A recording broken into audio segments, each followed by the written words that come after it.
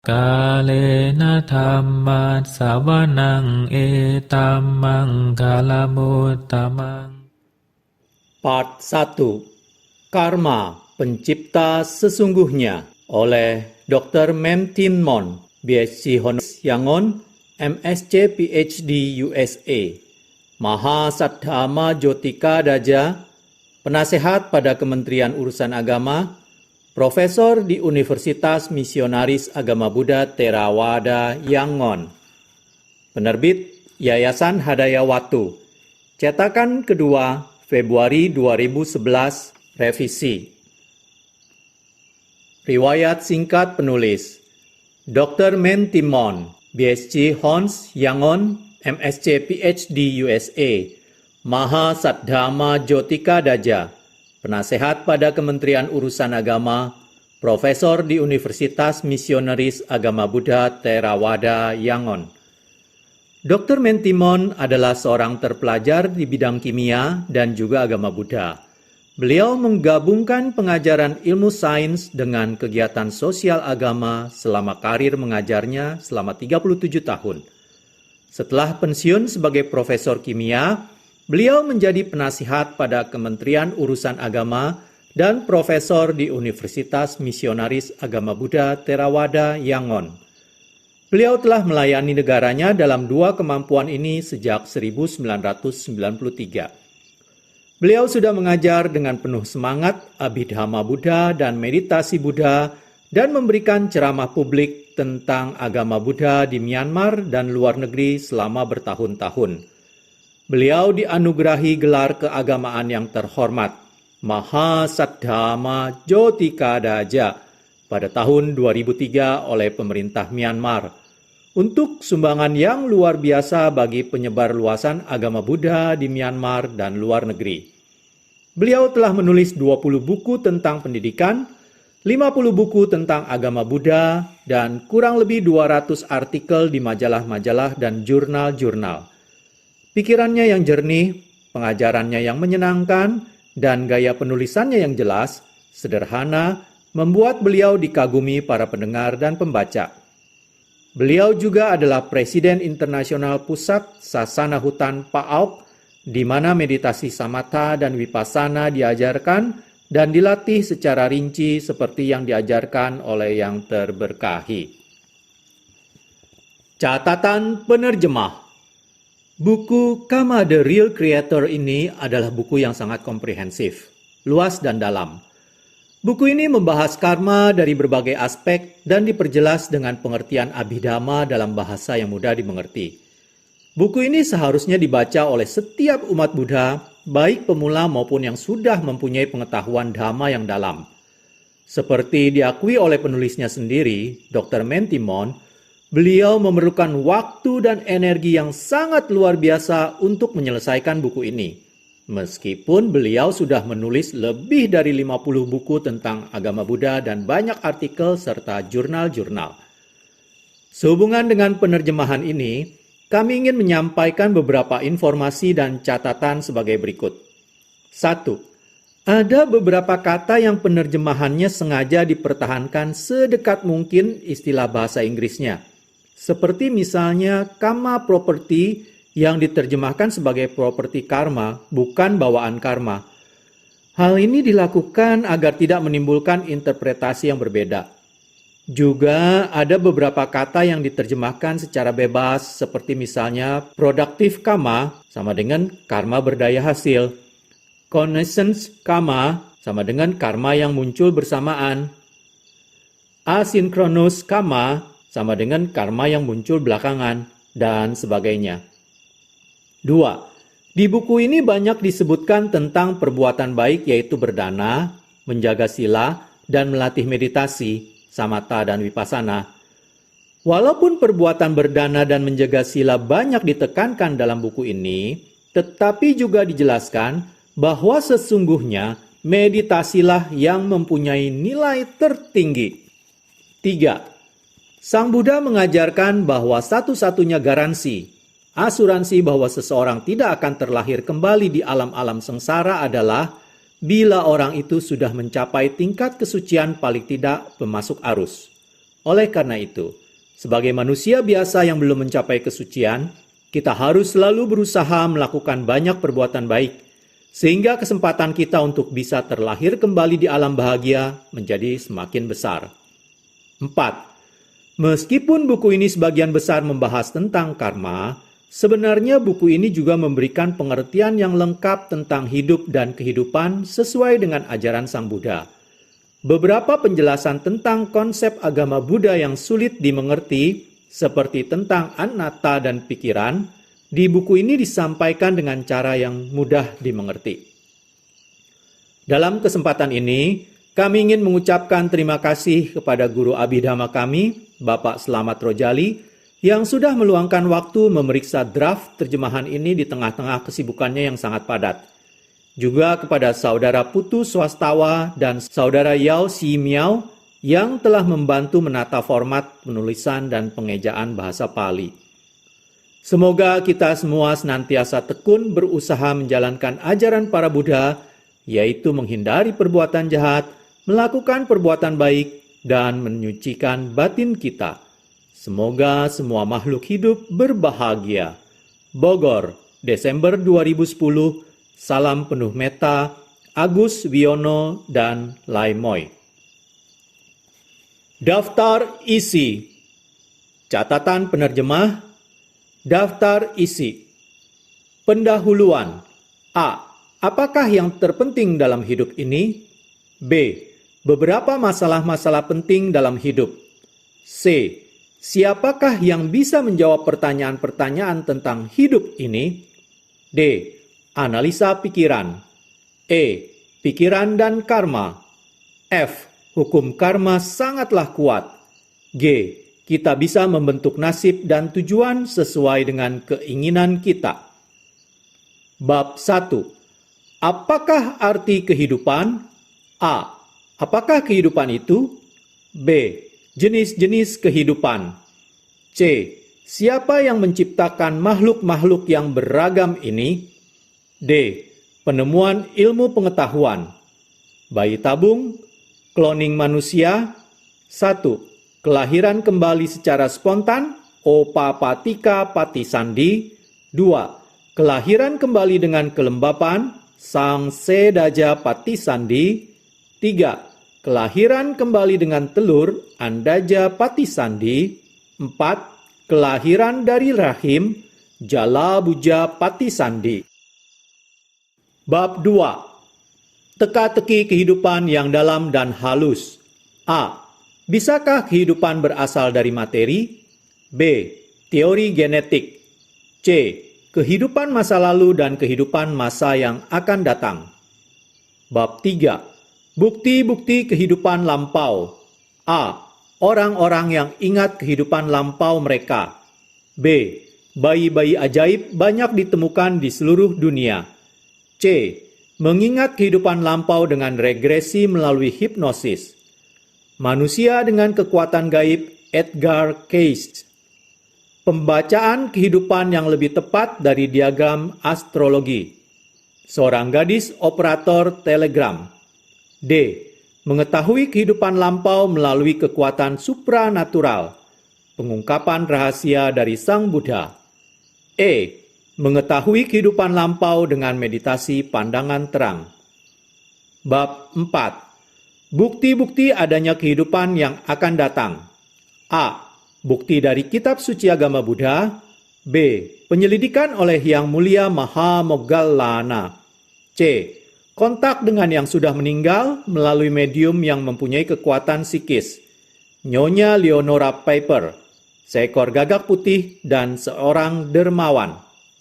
Estelle Roberts dan makhluk halus awan merah. Pesan rahasia antara dua kekasih. Masih bisa mengingat dari alam makhluk halus. Komunikasi antara publik dengan keluarga yang meninggal. D. Kontak langsung dengan orang meninggal. Kekasih dari dunia-dunia yang berbeda bisa bersama. Sebuah pesan dari alam makhluk halus. E. Mengetahui kehidupan yang akan datang dengan mata dewa dan kekuatan supranatural lainnya. Bab 5. Siapakah pencipta sesungguhnya? A. alat yang paling kuat? B. Pandangan psikolog. C. Apakah pikiran adalah otak? Abhidhamma menjelaskan cara kerja pikiran. D. Siapa pencipta sesungguhnya? Bab 6. Apakah karma? A. Apakah karma? B. Bagaimana karma muncul? Bagaimana batin menyelesaikan suatu perbuatan? Bagaimana karma muncul dari perbuatan dengan pikiran? Siapakah yang membunuh nyamuk itu? C. Cerita perumpamaan Raja Gajah Satdan. D. Dua jenis karma. Karma yang muncul bersamaan dan karma yang muncul belakangan. E. Tiga jenis pintu karma. Tiga jenis karma berdasarkan pintu karma. F. 10 macam perbuatan buruk. Akusala kamapatha. Kondisi terselesaikannya suatu perbuatan. G. 10 jenis perbuatan baik. Kusala kamapatha. 3 perbuatan baik jasmani, 4 perbuatan baik ucapan, 3 perbuatan baik pikiran. H. 10 dasar perbuatan baik. Punya kriya watu. I. Di mana karma berada? J. Bagaimana karma mengkondisikan munculnya kehidupan baru? Bab 7. Bagaimana karma membuahkan hasilnya? A. Kebiasaan melihat hasil yang langsung. B. 2 jenis hasil di setiap perbuatan. C. Cara karma yang muncul belakangan membuahkan hasil. Cara karma membuahkan hasil mirip dengannya. Tidak ada tempat untuk bersembunyi. D. Menanggung hasil berjuta kali lipat. Tidakkah bersalah membunuh binatang? Ratu kecantikan di Wesali. Menjadi kaya di setiap kehidupan berikutnya. E. Mengapa orang berbeda satu dengan yang lainnya? Berumur pendek dan berumur panjang? Sakit-sakitan dan sehat? Rupawan atau buruk rupa? Mempunyai sedikit teman dan banyak teman? Miskin atau kaya? Kasta rendah atau kasta tinggi? Bodoh atau cerdas? F. Batin dan materi yang dihasilkan oleh karma. Unsur batin dan hasil karma. Materi hasil karma. Materi hasil karma yang mengkondisikan panas. Bab 8. Berbagai jenis karma. A. 14 karma yang masing-masing terdiri dari 4 jenis karma. B. 4 jenis karma berkenaan dengan fungsi. 1. Janaka kama, kama berdaya hasil. 2. Upatambaka kama, karma pendukung. 3. Upapilaka kama, karma penghalang. 4. Upaghataka kama, karma penghancur. Cara kerja keempat jenis karma pada Dewa Datta. C. 4 jenis karma berdasarkan urutan prioritasnya. 1. Garuka kama, karma berat. 2. Asana kama, kama menjelang kematian. Karma aneh wanita penyedia poci air. Bagaimana seorang anak bisa membantu ayahnya mendapatkan kelahiran kembali yang bahagia? 3. Acina kama, karma kebiasaan. Kebiasaan adalah sifat yang kedua. 4. Katanta kama, karma yang tak tentu. Perumpamaan sekumpulan ternak. Lahir dalam neraka awici meskipun banyak karma baik. D. 4 jenis karma dilihat dari waktunya membuahkan hasil. 1. Dittha dhammawedaniya kama, kama yang efektif seketika. Akibat karma tidak bisa dihindari. Dermawan mendapat pahala di kehidupan ini juga. 2. Upapajja wedaniya kama, karma yang efektif kemudian. 3. Apara pariya wedaniya kama, karma yang efektif tak tentu. Gema yang dibuat seseorang akan kembali padanya. 4. Ahosi kama, karma yang mati. E. 4 jenis karma dilihat dari tempat di mana hasilnya muncul. 1. Akusala kama, karma buruk. 2. Kama wacara kusala kama, karma baik alam nafsu indria. 3. Rupa wacara kusala kama, karma baik alam materi halus. 4. Arupa wacara kusala kama, karma baik alam tak bermateri. Bab 9. Pikiran adalah pencipta sesungguhnya. A. Pikiran adalah unsur maha kuasa yang sesungguhnya. Kekuatan supranatural duniawi yang mengagumkan. B. Properti mengagumkan dari kekuatan supranatural. Menjadikan apa yang jauh dekat dan apa yang banyak sedikit. Membuat apa yang banyak menjadi sedikit dan apa yang sedikit menjadi banyak. Mengubah kegelapan menjadi terang dan menyingkap dunia. Kekuatan kreatif pikiran melalui karma. C. Cara karma tak bermoral menghasilkan buah. D. Perbuatan baik dengan 2 akar dan perbuatan baik dengan 3 akar. E. Karma berkualitas rendah dan karma berkualitas tinggi. Perbuatan baik besar dengan manfaat sedikit. F. 3 macam manusia. G. Pembedaan Brahma bermateri. H. Brahma tak bermateri hanya dengan unsur batin. Bab 10. Kematian dan kelahiran kembali. A. Mengapa makhluk hidup bisa hidup? Kabalikarahara, nutrisi yang ada pada makanan yang dimakan. Oja rupa. Pasahara, kontak atau kesan indera.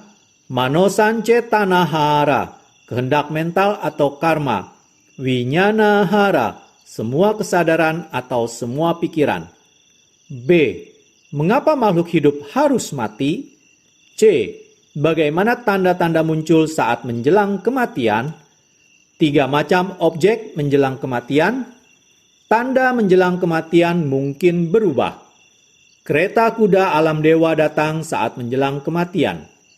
D. Bagaimana kehidupan baru muncul setelah kematian? E. Apakah orang di kehidupan baru sama seperti orang di kehidupan saat ini? F. Bukti yang menguji kebenaran satu arus batin. Munculnya mata dewa dan kekuatan supranatural lainnya. Memeriksa dengan seksama prinsip saling bergantungan. Bukti perpindahan properti kesadaran dan faktor-faktor batin pada arus batin. Bab 11. Hak menentukan nasib dan tujuan dengan bebas. A. Doktrin karma yang bebas dan adil. B. 3 macam pandangan salah. C. Seseorang harus bergantung pada dirinya sendiri. D. Jalan menuju sukses dan makmur. E. Pasangan yang rugi besar karena kurangnya kebijaksanaan dan usaha. F. Mereka yang mencapai puncak dengan karma baik saat ini, kebijaksanaan dan usaha. G. Kesempatan karma baik dan karma buruk membuahkan hasil. H. Anda akan sengsara jika bergaul dengan orang dengan karma buruk. I. Anda akan makmur jika Anda bergaul dengan orang berkarma baik. Bab 12. Hukum karma sangat dalam dan halus. A. Hukum karma yang sangat dalam dan halus. B. Jataka Narada menjelaskan bagaimana karma berbuah secara aneh. Hanya mengetahui satu kehidupan lampau, seseorang tidak bisa mengerti hukum karma. Perbuatan buruk menjadi berlipat kali karena pandangan salah. Putri rusa melakukan suatu percakapan bermoral pada ayahnya. Brahma Narada memberikan khotbah, menunjukkan neraka dan alam-alam bahagia. Perumpamaan sebuah kereta kuda yang memenuhi semua pengharapan. C.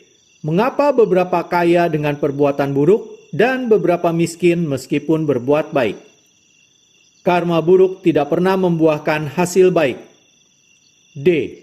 Menjadi kaya dan makmur dalam setiap kehidupan. Karma baik lebih kuat daripada karma buruk. Buatlah karma, kebijaksanaan, dan usaha menjadi seimbang. E. Mari kita berenang menyeberangi sangsara bersama-sama hingga kita mencapai pantai yang aman. Pendahuluan. A. Apakah yang terpenting dalam hidup ini? Ajaran Sang Buddha sangat mengagumkan. Kita harus berterima kasih kepada beliau dengan sepenuh hati karena beliau telah membeberkan kebenaran alam yang tidak diketahui oleh para ahli filosofi, psikologi, dan para ilmuwan. Hal yang terpenting dalam hidup adalah pikiran. Pikiranlah yang memerintah seluruh dunia. Pikiran mengendalikan semua pemikiran kita, semua ucapan kita, dan semua perbuatan kita. Bila kita bisa mengendalikan yang satu ini, yaitu pikiran kita akan menikmati kebahagiaan manusia, kebahagiaan dewa, dan kebahagiaan tertinggi, Nibbana. Para psikolog juga mengetahui bahwa pikiran mempunyai kekuatan yang tak terbatas dan bisa menghasilkan apapun. Kita bisa melihat dari kecepatan, kemajuan yang hebat dari ilmu pengetahuan dan teknologi, bahwa kemampuan pikiran menciptakan barang-barang yang bagus adalah tidak terbatas. Sesungguhnya, langitlah batasnya. Tetapi psikolog tidak mengerti apa sebenarnya pikiran. Para ilmuwan hanya bisa menyelidiki gejala fisik yang berhubungan dengan materi dan energi dan berdasarkan hukum-hukum fisika yang telah mereka temukan. Mereka menciptakan dan memproduksi banyak mesin-mesin bagus dan barang-barang mewah. Mereka telah mengirim banyak pesawat ruang angkasa untuk mempelajari planet-planet dan mendirikan stasiun ruang angkasa untuk menyelidiki angkasa. Akan tetapi, mereka masih belum bisa mempelajari pikiran dan sampai hari ini mereka tidak bisa membuat suatu alat yang bisa menyelidiki pikiran sehingga ilmuwan hanya bisa menghasilkan kemajuan materi, tetapi bukan kemajuan batin. Hanya Sang Buddha yang telah mencapai kesucian atas usahanya sendiri yang mengetahui pikiran secara tepat dalam setiap aspeknya. B. Beberapa masalah-masalah penting dalam hidup. Mengapa manusia menderita sakit mental? Mengapa mereka mengkhawatirkan banyak hal? Mengapa mereka sedih dan sering menangis? Mengapa mereka sering mengalami kekecewaan dan depresi mental? Mengapa mereka marah, bingung, dan jahat? Mengapa mereka menderita ketegangan mental, stres mental, gangguan mental, dan penyakit badan? Mengapa manusia menipu sesamanya, menyiksa sesamanya, dan membunuh sesamanya? Mengapa mereka berperang sehingga menyebabkan banyak kematian? Mengapa dunia tidak dalam keadaan damai? Mengapa manusia menyukai kesenangan indera dan menuruti hati untuk memuaskan inderanya terlalu banyak? Apakah ada suatu inti dalam kesenangan indera? Bagaimana kita bisa mengetahui ada penderitaan di balik kesenangan indria? Apakah kita sudah pernah ada sebelum kehidupan ini? Ketika kita mati, apakah kita akan dilahirkan kembali? Siapa yang menciptakan bermacam-macam alam kehidupan ini? Mengapa manusia berbeda dalam kekayaan, kesehatan, wajah, intelektual, nasib, dan tujuannya? Apakah Tuhan yang Maha Kuasa yang mengendalikan nasib dan tujuan manusia? Tidakkah kita mempunyai hak menciptakan nasib dan tujuan yang kita sukai? Apa hal yang terpenting yang harus kita kerjakan dalam hidup ini? Apa yang harus kita kerjakan untuk menikmati kemakmuran, kebahagiaan dari satu kehidupan ke kehidupan berikutnya? Inilah beberapa hal penting dalam hidup. Leo Tolstoy 1829-1910, penulis dan filsuf religius Rusia yang sangat terkenal, pemenang hadiah Nobel dengan novel akbarnya berjudul Perang dan Damai, dianggap banyak orang sebagai novel terbesar yang pernah ditulis memikirkan beberapa masalah. Bagaimana datangnya hidup saya yang sekarang ini? Mengapa saya hidup? Apakah saya akan dilahirkan kembali setelah meninggal? Di kehidupan seperti apa saya akan terlahir? Pertanyaan-pertanyaan ini sudah tentu sangat penting. Saya tidak mendapatkan jawaban atas pertanyaan-pertanyaan ini sehingga saya merasa tempat saya berdiri runtuh. Banyak filsuf terkenal mempertimbangkan masalah-masalah yang dalam dan halus ini, tetapi mereka tidak bisa memberikan jawaban yang masuk akal. C. Siapakah yang bisa menjawab pertanyaan-pertanyaan tentang hidup ini? Sang Buddhalah yang sesungguhnya mengetahui segala sesuatu. Beliau telah memberikan jawaban masuk akal yang memuaskan atas semua pertanyaan-pertanyaan ini sejak zaman Thales, 624 sampai 550 before Christ. Filsuf kuno Yunani yang dianggap sebagai bapak filsafat barat. Di manakah beliau memberikan jawaban?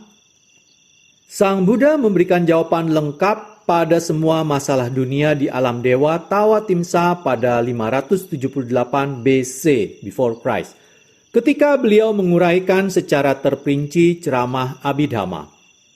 Beliau juga memberikan pengarahan kepada Yang Mulia Sariputta tentang Abhidhamma, murid kepala sekaligus tangan kanan beliau, yang mana paling menonjol dalam hal kebijaksanaan, sehingga Yang Mulia Sariputta bisa menguraikannya dengan terperinci di alam manusia secara bersamaan. Ceramah Abhidhamma yang diuraikan terperinci di alam manusia menjadi Abhidhamma Pitaka. Jika seseorang bisa mempelajari dan mengerti sepenuhnya, meskipun hanya ringkasan singkatnya yang disebut Abhidhammata Sanggaha, yaitu intisari Buddha Abhidhamma, dia akan mengetahui jawaban yang benar tentang semua masalah hidup. Mengapa Sang Buddha bisa memberikan jawaban yang masuk akal? Alasannya adalah karena beliau bisa mengerti sejelas-jelasnya semua prinsip alam yang mengendalikan alam semesta dan semua kebenaran yang paling hakiki, yang disebut sebagai kesadaran. Yang disebut sebagai kesadaran, faktor-faktor batin, dan kelompok materi yang paling hakiki yang membentuk batin dan jasmani.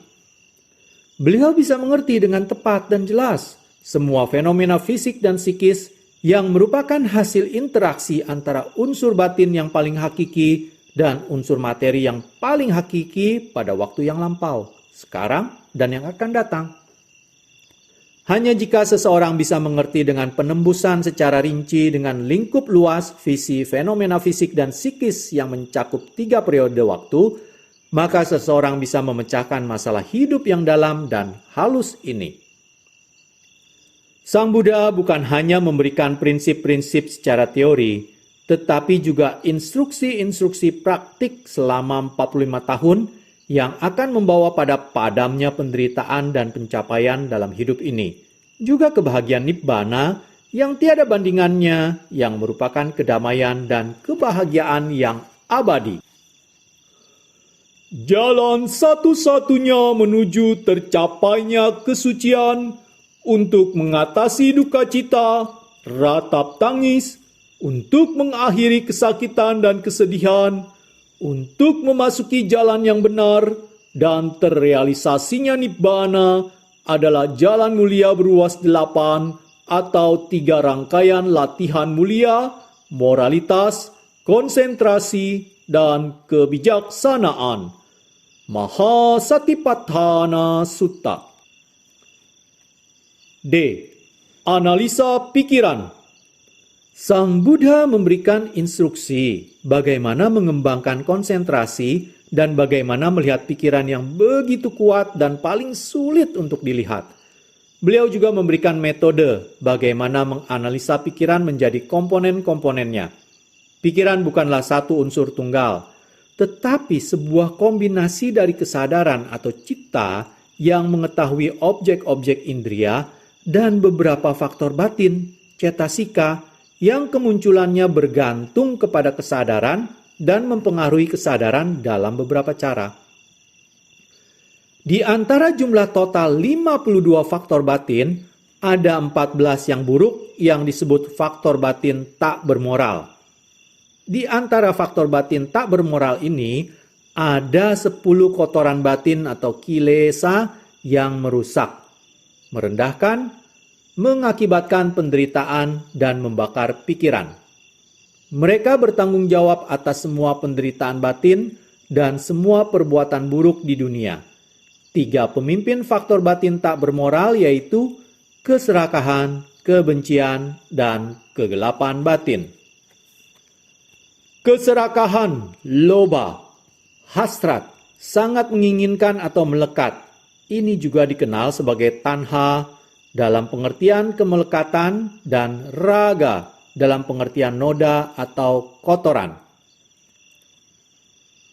Kebencian, dosa, kekasaran mental, kekerasan, kebencian, niat jahat, ketidaksenangan, ini adalah elemen yang paling merusak. Kegelapan batin, moha, kegelapan atau ketidaktahuan akan kebenaran alam suatu objek indera, sifat alam kebenaran dan perbuatan. Ini juga disebut awidya dalam pengertian kegelapan. Ketiga faktor batin ini merupakan akar tak bermoral, yaitu akar dari semua perbuatan buruk. Suatu perbuatan buruk pantas dicela karena mengakibatkan kerugian kepada makhluk hidup dan memberikan hasil yang buruk. Pikiran manusia dipengaruhi oleh tiga akar tak bermoral ini. Karena itu, mereka melakukan perbuatan yang tidak adil, perbuatan kasar, perbuatan jahat, dan perbuatan-perbuatan buruk lainnya. Akar-akar tak bermoral ini merusak dan menurunkan nilai pikiran. Mereka adalah api yang paling panas di dunia. Jika mereka bisa dicabut dan dihancurkan secara keseluruhan, kebahagiaan nibbana yang tiada bandingnya bisa segera dinikmati. Ada 25 faktor batin yang indah atau baik, yang mempengaruhi pikiran menjadi baik. Mereka lebih banyak dan lebih kuat daripada faktor batin tak bermoral. Jika mereka bisa disatukan dan dikembangkan, akan menjadi sangat kuat sehingga bisa menekan dan menghapuskan kotoran-kotoran yang tak bermoral. 3 akar bermoral.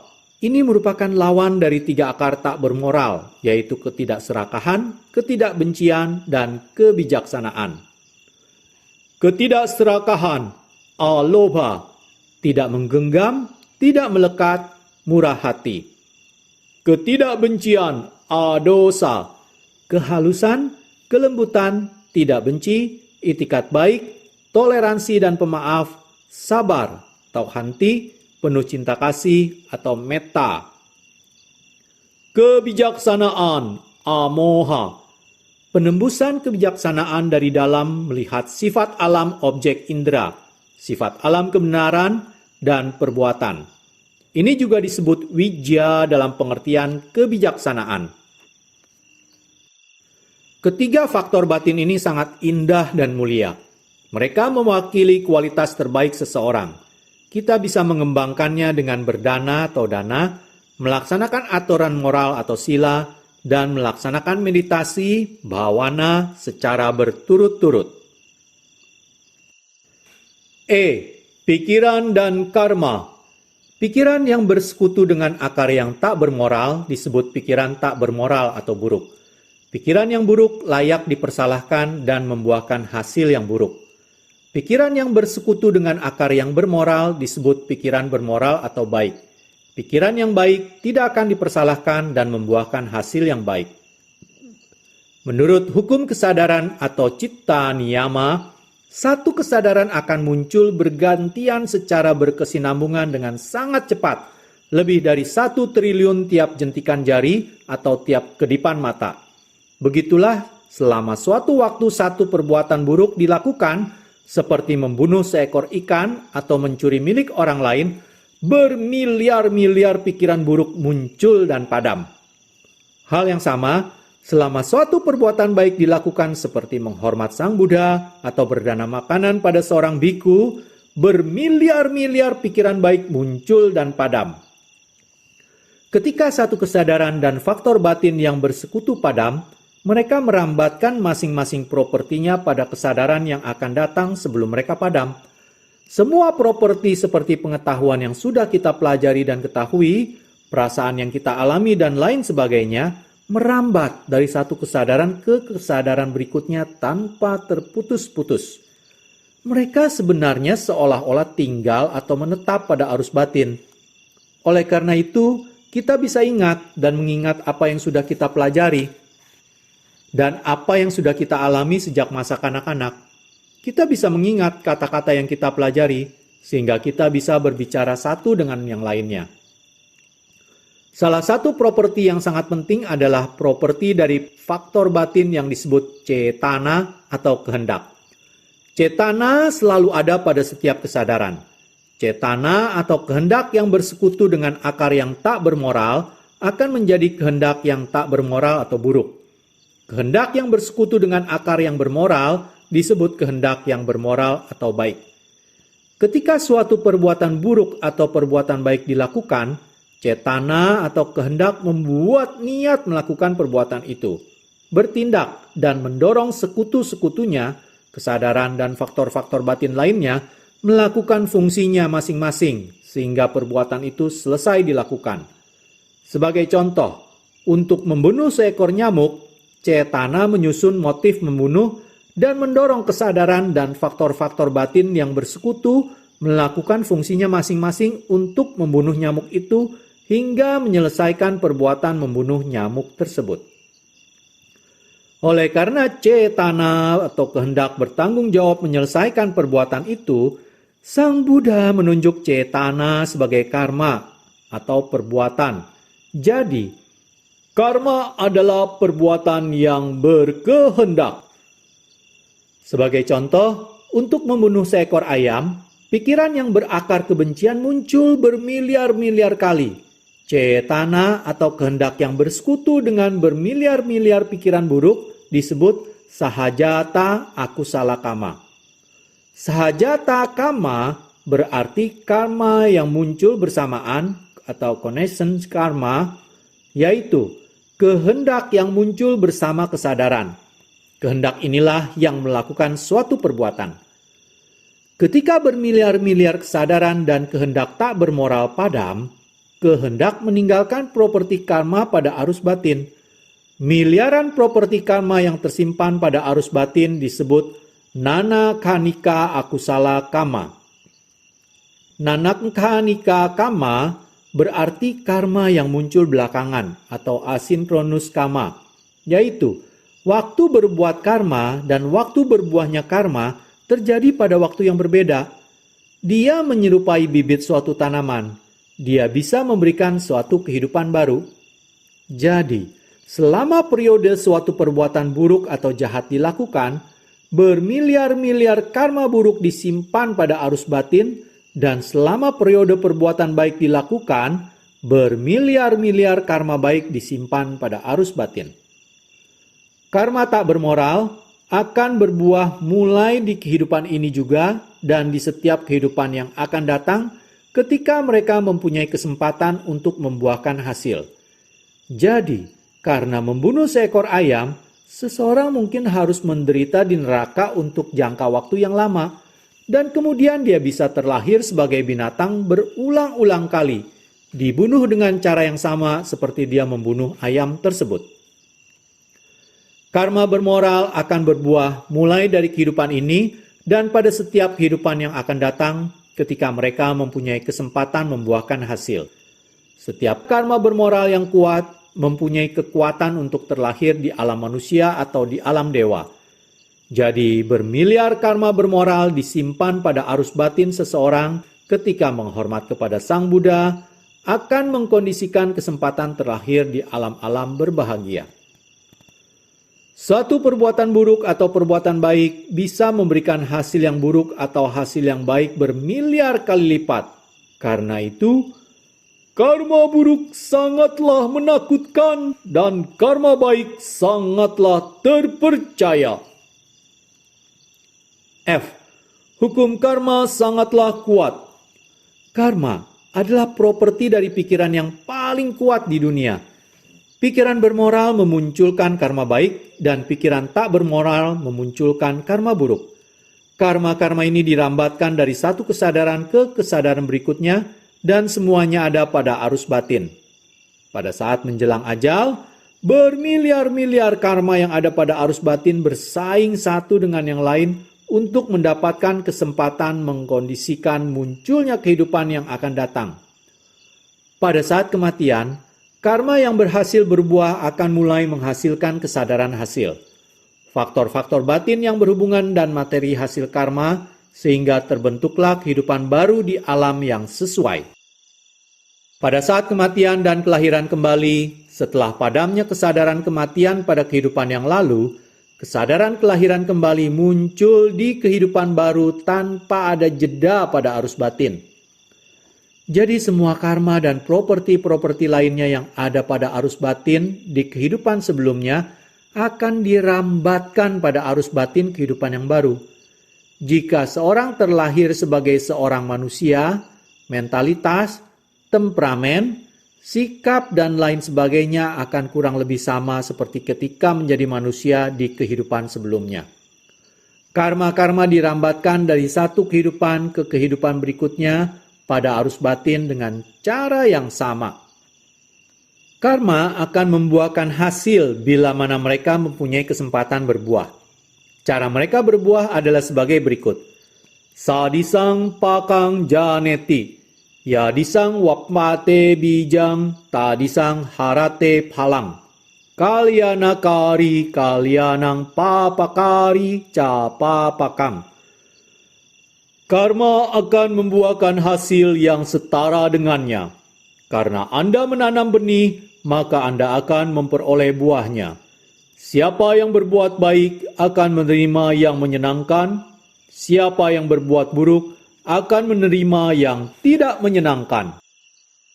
Semua makhluk hidup dikondisikan oleh karmanya masing-masing. Nasib dan tujuan mereka berbeda, karena mereka mempunyai karma yang berbeda. Bagaimana cara karma selalu muncul dan bagaimana cara mereka selalu membuahkan hasil ditentukan oleh hukum karma.